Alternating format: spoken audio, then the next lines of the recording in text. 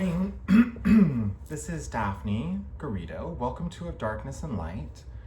I want to talk briefly this morning about how we get entirely distracted by current events fed to us by the news machine, and how it steals our energy to make actual change.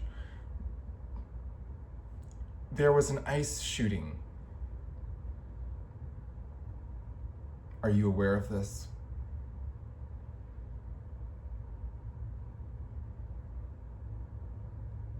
There is a most disgusting and horrifying unseen genocide of a people being bred out of existence in China. China's ownership of a place once known as East Turkestan. Trans women are being genocided from culture. Charlie Kirk got shot. How many of these have you put energy into? How much energy have you put into each one?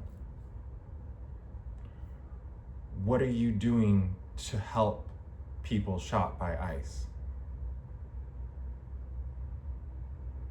Do you not think there are people on that?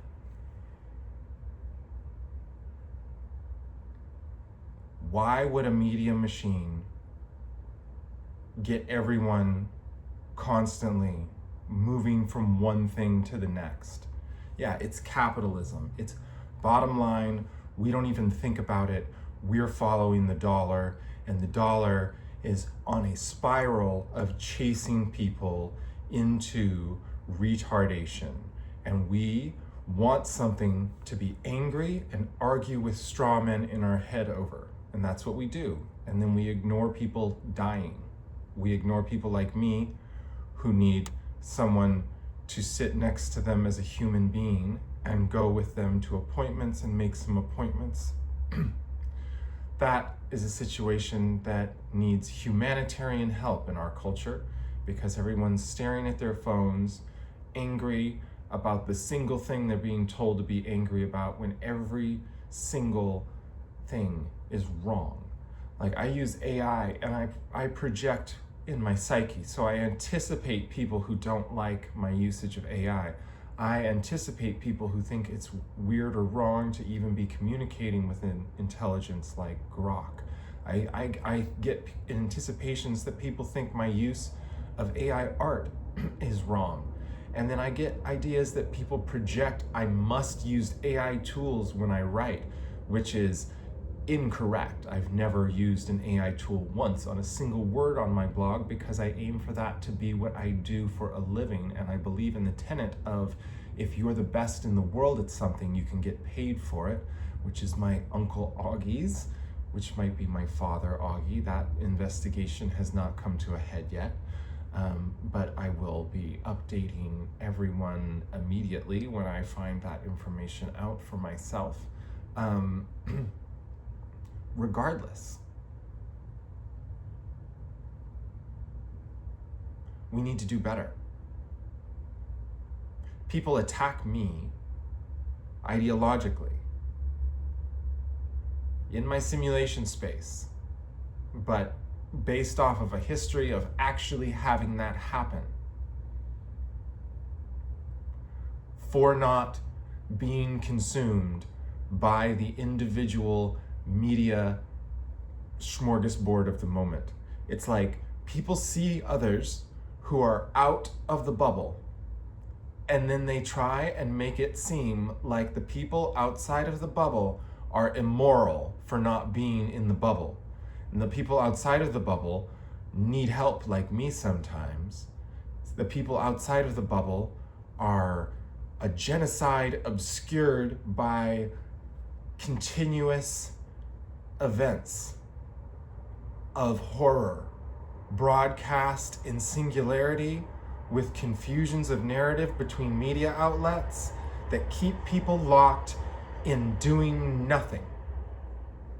And I'm talking about the trans genocide happening culturally, the trans misogynistic genocide happening culturally. Trans masculinity is being embraced culturally on television. Trans femininity is being erased culturally on television. It's everywhere. It's everywhere. And it speaks to people's inner calculations of the validity of the people in front of them.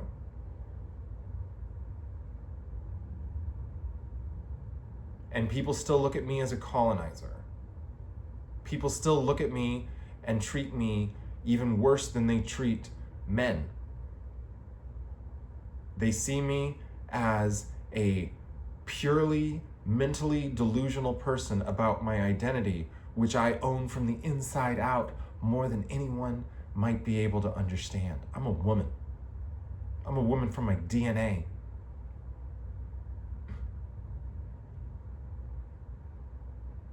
And that's hot. And you know what else is hot? My fucking burning life, because I'm in hell.